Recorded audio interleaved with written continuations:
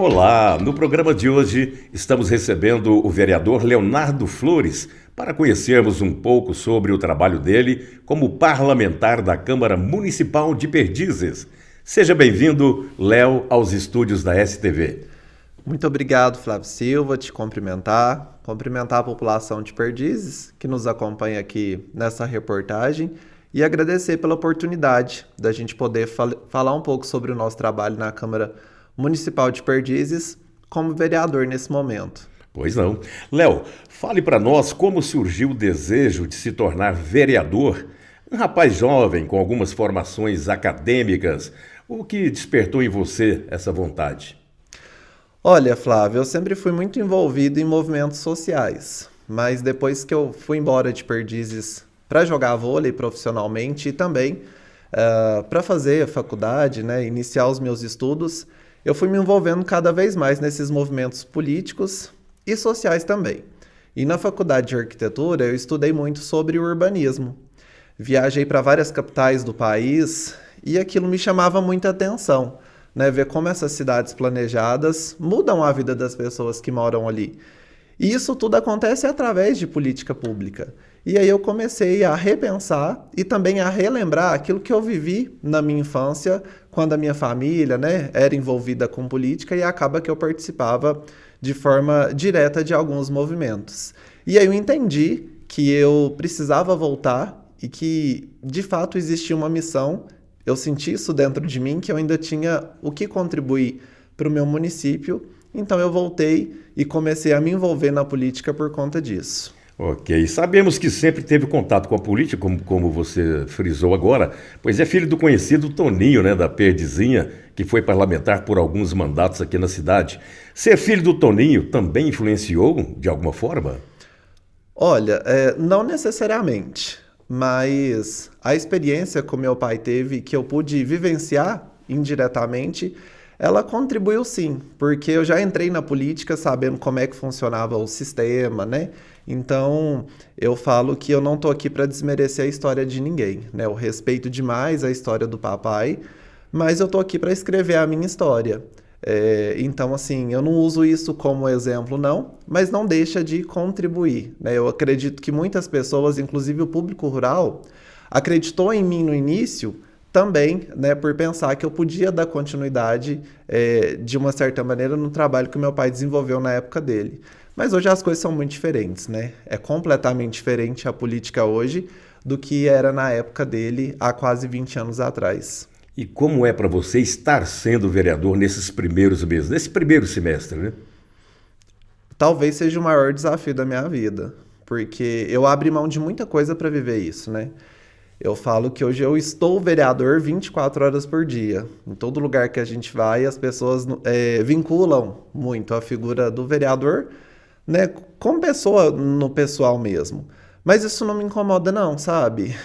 Eu entrei de cabeça quando eu resolvi ser candidato a vereador, então eu vivo isso com muita intensidade, com muito amor e carinho de verdade. Então, assim, eu estou muito feliz, faço tudo com muito amor e carinho, e é um prazer atender as pessoas, né? Tentar resolver os problemas, não me incomoda de forma alguma, eu estou muito feliz. Estou vivendo esse momento com muita plenitude, em paz e com a consciência muito tranquila. Muito bem. E como é que você encontrou essa Câmara Municipal, com essa nova formação? Como é a sua relação com os demais parlamentares? Eu acredito que, igual em qualquer ambiente de trabalho, existe conflitos e existe diferenças. E isso é extremamente importante para a construção de um ambiente democrático, né? Se a gente tiver as mesmas ideias sempre, eu acredito que a gente não consegue aperfeiçoar novas ideias. Então eu convivo de forma muito tranquila com os meus colegas hoje. Não tenho nenhum problema nesse sentido não, até porque eu respeito a opinião de cada um, respeito inclusive as opiniões contrárias a mim, mas eu sigo focado no meu trabalho, que é um trabalho mais técnico, né? Não é tão político como a gente costuma ver por aí. Bom, e a partir desse momento, vereador Léo, eu vou citar aqui alguns tópicos e gostaria que você fizesse um comentário a respeito de cada um, isso sobre ações suas já como parlamentar. Participação, lá atrás, participação em movimentos políticos. Sim. Hoje eu sou membro de um movimento chamado Movimento Livres, que é um movimento de política liberal brasileiro, da qual eu faço parte hoje da bancada mineira, né, como um parlamentar eleito participante do Movimento Livre. A gente recebe vários treinamentos sobre políticas públicas voltado para a ideologia liberal, além de ter formação também pela Escola Brasileira de Política Jovem, né? Na época da minha primeira faculdade de Arquitetura e Urbanismo, eu já tinha ingressado nessa escola, então tenho formação também, além de fazer parte de um movimento de Uberaba que chama Politize, da qual a gente também leva educação política para jovens e adolescentes e também crianças, na tentativa de formar pessoas conscientes, politicamente melhores, né? Muito bom. Bom, agora sim vamos às ações. Políticas públicas para o autismo e deficiências do neurodesenvolvimento. Antes de falar sobre esse projeto, que talvez seja o que me dá mais orgulho quando a gente vê o resultado que trouxe, Flávio, eu acho importante a gente deixar claro para a população sobre as funções do vereador, né? A gente tem funções legalmente dadas pela Constituição, que é a de legislar, a de fiscalizar e a de representar as pessoas, né? Então, o que a gente vai falar hoje um pouco, inclusive, sobre esse projeto de políticas públicas para o autismo, foi um projeto de lei que eu tive a oportunidade de apresentar na Câmara, né? Porque quando a gente apresenta uma indicação, é só uma sugestão.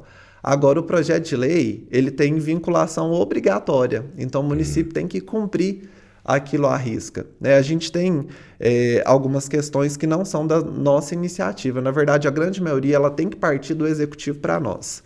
Mas eu estudo bastante essas pautas que eu tento levar para a Câmara para não ter nenhum problema jurídico e a gente conseguir passar esse projeto e lá na frente colher os resultados dele, né? Esse projeto de lei voltado para o autismo é um projeto bastante complexo e grande, da qual ele obrigou o município a criar políticas públicas para o público de autismo e que tem algum tipo de deficiência neurológica. Em que sentido? De oferecer tratamento multidisciplinar para esses pacientes, né? Esse atendimento especializado em terapia ocupacional, de psicólogo, de fonoaudiólogo, né? Que esse atendimento ele seja levado para a rede de apoio de proteção à criança e adolescente, que é a assistência junto com a educação. Então, hoje, a gente tem aí a clínica voltada para atendimento de autismo, toda especializada com atendimento de terapia ocupacional. É um atendimento inédito, a gente nunca teve atendimento de terapia ocupacional que antes. Então, além do atendimento de terapia ocupacional, a gente tem uma sala hoje voltada para esse atendimento completo, né? E junto lá, a gente hoje tem os profissionais da psicologia e da fonoaudiologia que atendem junto com a terapia ocupacional. E isso também foi para dentro das escolas. Hoje o município tem que prestar total apoio para a pessoa que tem autismo dentro de sala de aula, com material específico, com professor de apoio, e isso tem acontecido gradativamente. Então a efetivação dos direitos das pessoas com autismo, ela tem acontecido aqui no nosso município, em virtude também dessa lei que a gente apresentou e o executivo acatou e graças a Deus está executando, que é a função dele. Eu acho importante também a gente frisar, entrando nessa pauta do autismo, que além desse projeto de políticas públicas, a gente apresentou vários outros também que está acontecendo aos poucos, como a carteirinha, que é a CIPTEA, né?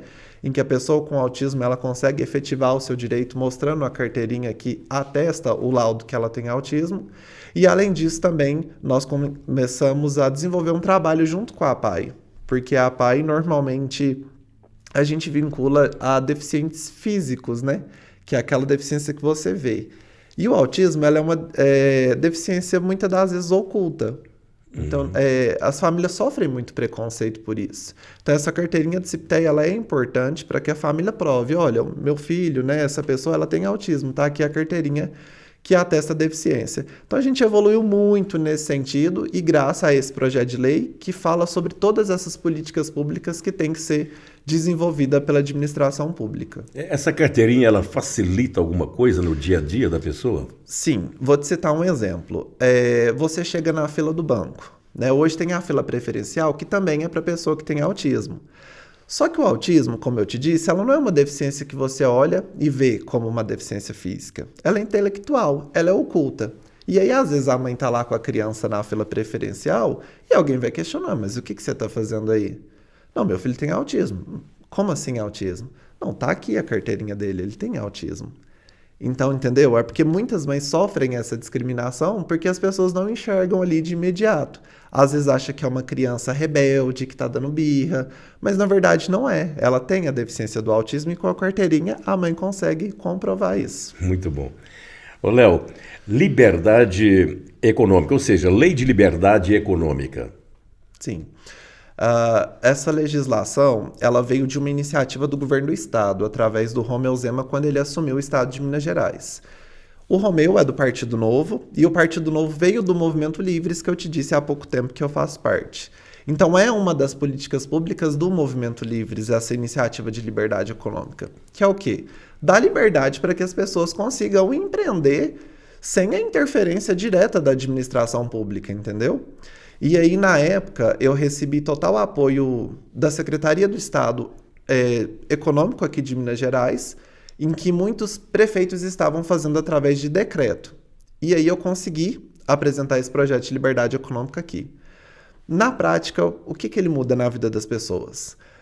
Antes, para você iniciar algum tipo de empreendimento, você precisava de várias formalidades, como MEI, alvará, licença, autorização. Então, essa lei, ela prevê os riscos do seu empreendimento. Se você estiver dentro do risco 1, você pode iniciar o seu empreendimento sem alvará, sem licença, sem nenhum tipo de autorização e interferência direta. Então, essa lei garante que esses empreendedores iniciem as suas atividades sem que tenham que perder tempo com questões burocráticas que envolvem questões documentais mesmo da administração pública. Então, é a aplicação de uma lei a nível do Estado aqui no nosso município. Já que a gente tocou nesse assunto também, Flávio, se você me der a liberdade de trazer um dado recente que eu recebi, Perdizes ficou dentro de uma das melhores avaliações dos municípios mineiros que aderiram a essa lei de liberdade econômica. Em comparação ao ano de 2021 para 2022, Perdizes teve um crescimento de 85% nesse sentido. E também graças a essa iniciativa que a gente apresentou da lei de liberdade econômica. Muito bem. Léo, nós vamos a um rápido intervalo e a gente volta para dar sequência ao nosso programa. Já já a gente volta com o programa Câmara Ação.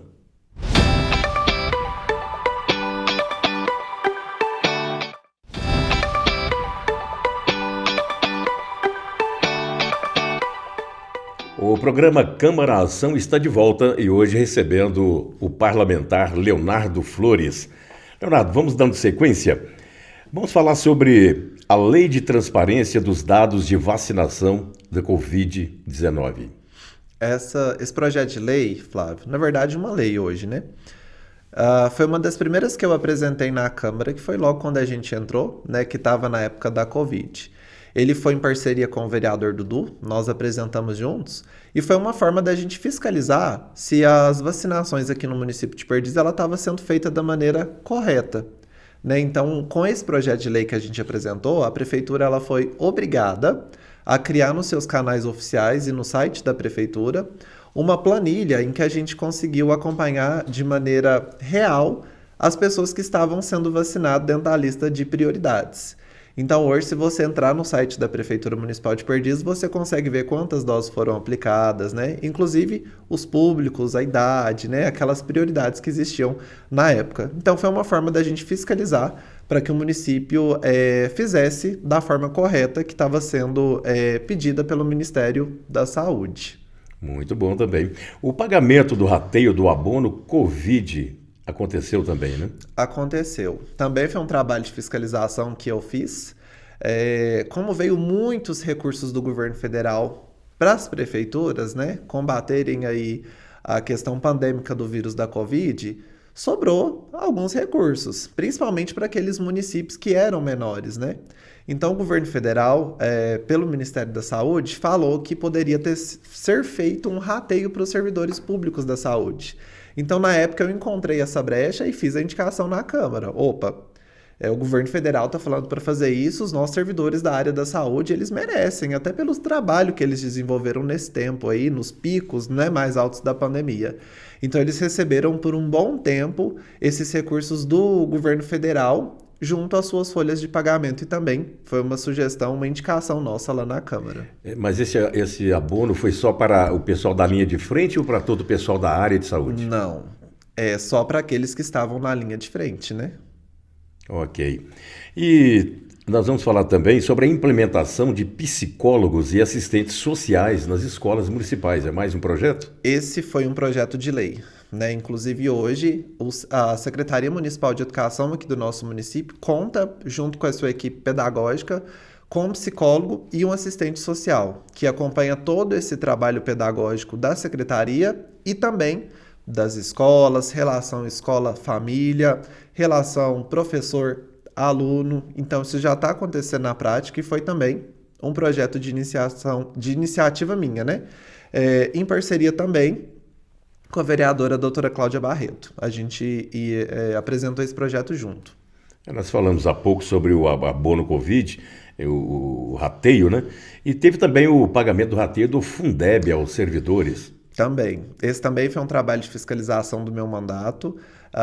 Na época do pico da Covid, as escolas ficaram fechadas. E hoje a maioria dos recursos que são utilizados para pagar os funcionários da área da educação, bem como outras questões que a lei do governo federal prevê, que é o Fundeb, fala que se houver uma sobra, né, não gastar aquele mínimo constitucional que é obrigatório, isso tem que ser feito um rateio com os servidores da educação. E na época, através do meu trabalho de fiscalização, a gente conseguiu verificar que tinha um valor muito grande aqui no município, que não foi gasto, até porque as escolas estavam fechadas, e que isso, por lei, deveria ser rateado entre os profissionais da educação. E a gente fez isso através de indicação na Câmara, e a gente conseguiu também, e todos os servidores da educação receberam no final do ano esse rateio. Bom. E foi um valor muito considerável na época. E o pagamento de horas excedidas de História e Geografia a professores da educação básica. Isso, também foi um trabalho de fiscalização do meu mandato, em parceria também com a vereadora doutora Cláudia Barreto. A gente identificou algumas falhas no dia a dia em relação ao pagamento dos professores daquilo que o plano de carreira deles previa. Então a gente fez um estudo super completo, jurídico e técnico mesmo em relação ao plano diretor, e a gente conseguiu comprovar junto à prefeitura que tinha algo errado e que essas aulas tinham que ser pagas, porque elas estavam sendo excedidas daquilo que os professores precisavam cumprir. Então também deu certo. Na época a prefeitura também fez um estudo aprofundado com a assessoria jurídica deles, que é de fora, teve parecer positivo e regularizaram toda essa situação. Vamos aproveitar o gancho e vamos falar sobre o piso salarial dos professores. Também foi uma indicação minha, um pedido na época que foi atendido pela Prefeitura Municipal. Então hoje Perdizes paga integralmente o piso do magistério para os nossos professores. Uma das poucas cidades do tamanho da nossa que cumprem essa lei que é federal. Ok. E cartão alimentação, vereador? Também foi um trabalho nosso em benefício ao servidor público, Flávio. Eu tenho uma proximidade, uma relação muito boa com os servidores públicos. Até porque eu falo que se nosso trabalho ele aparece, ele tem resultados, é porque os servidores que estão lá na ponta estão fazendo o trabalho deles bem feito, né? Então, o que seria de nós se não fosse eles? Então, eu atuo muito em benefício dessa questão dos servidores, e as minhas duas primeiras indicações no ano de 2021 e 2022 foi nesse sentido, e o prefeito acatou e fez o aumento do cartão alimentação para os servidores públicos, sim. Foi de quanto para quanto? Hoje é R$400, né? No ano de 2021 aumentou R$100 e em 2022 para 2023 mais R$100. Hoje eles recebem de cartão alimentação 400. Na época que a gente entrou era 200. Então praticamente dobrou, né? Dobrou. E além disso, Flávio, não te cortando, hoje todos os servidores públicos recebem. Foi um pedido nosso também, não só meu, mas de toda a Câmara. Eu vi o envolvimento de vários colegas nesse sentido, para que todos os servidores recebessem. Antes tinha algumas exceções, hoje não, todos recebem. Até porque isso é importante para a economia da cidade, né? Ok. E está havendo também o estágio remunerado, né, na administração pública municipal. Qual foi a ação aí? Foi um trabalho nosso de fiscalização numa legislação municipal que existe, que autorizava até estagiários dentro da administração pública. Só que não era remunerado. Então a gente, junto com o trabalho com o prefeito, né, contamos com a sensibilidade dele nesse sentido também, eles mandaram para nós depois o projeto regulamentando essa lei e agora autorizando a remuneração para os estagiários da prefeitura. Em um outro programa, eu fiz uma pergunta ao presidente da Câmara que eu repasso para você. Eu perguntei se o vereador, ele costuma ser bairrista. Ele cuida mais daquele setor de onde ele surgiu como vereador ou ele trabalha por um todo? No seu caso, na Perdizinha, como é que é o seu trabalho com relação aí à sua região? Eu falo que a Perdizinha ela tá no meu coração, não adianta, né? Foi aonde eu cresci, aonde eu vivi boa parte da minha infância, praticamente toda. A relação que eu tenho com os moradores da Perdizinha, Flávio, ela vai muito além de política. É uma relação de amizade e uma relação familiar. Então existe um sentimento de gratidão muito grande por minha parte. Então, além do compromisso político, eu tenho um compromisso como ser humano com aquela região que me acolheu, me ajudou a criar, né? Faz parte da história da minha família. Então, o que eu puder fazer para representar aquilo lá, eu vou fazer. Claro que eu sou hoje vereador do município todo, eu não sou vereador só da Perdizinha, né? Então, a gente atende outras comunidades também, mas a Perdizinha ela está no meu coração e ela tem sim uma atenção privilegiada nesse sentido. Você sente assim, como se fosse realmente uma grande família é distrito? Lá já é distrito ou não? É um povoado, né? Um povoado. É uma família realmente, as pessoas se respeitam, se gostam, atuam juntos em várias frentes, é por aí. Hoje eles têm se envolvido muito. A gente tem levado muitas ações para lá em que eu chamo também a parceria deles, a participação deles. Inclusive, Flávio, em prestação de contas que eu levei para a Câmara há pouco tempo, a gente trouxe alguns resultados em relação a isso. Né? Só de caminhões de cascalho doados pelos produtores da região da Perdizinha para recuperar a estrada foram 300. A gente conseguiu parcerias lá com produtores e empresários da região, o aluguel de máquinas e caminhões para quando vão recuperar as estradas. Além disso, para a recuperação de pontes e mataburros, a gente consegue madeiras. Essas parcerias, elas hoje funcionam muito bem. E assim, falando de forma aproximada, eu acredito que essas parcerias em 2 anos e meio de mandato trouxe mais ou menos uns R$250 mil de economia para o município. Tudo através de parceria, né? As pessoas entenderam que essa pauta da coletividade ela é importante e necessária e que, infelizmente, a prefeitura não consegue resolver tudo sozinha, né? Então, essas parcerias elas têm dado muito certo. Graças a Deus, porque eu não tenho muita resistência também, né? O pessoal ele acredita no nosso trabalho e acata também os nossos pedidos. Além disso, né, hoje a região da Perdizinha ela tem um empreendimento, que é a Rede Cachucha de postos de combustíveis, junto com um restaurante e uma pamonharia, que gera aproximadamente 70 empregos para a região. E na época a gente interviu fielmente para que aquela obra acontecesse de maneira recorde, para destravar as burocracias. A gente foi em Belo Horizonte, em Brasília, junto com os nossos deputados, junto com o prefeito que fez um projeto e um decreto de utilidade pública, né, falando que aquela obra era importante para a região. Então, assim, evoluiu bastante. Léo, parabéns pelo trabalho, foi um prazer tê-lo aqui conosco. Nós chegamos ao final desta edição do programa Câmara Ação. Eu que agradeço pela oportunidade, Flávio Silva.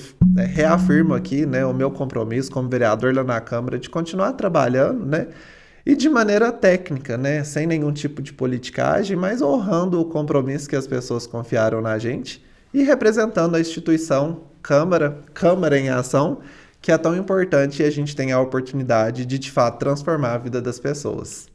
Ok. E encerramos aqui mais um Câmara Ação com a presença do parlamentar Leonardo Flores. Continuem nos acompanhando e se informando sobre o trabalho realizado pelos vereadores da sua cidade. Até o próximo programa.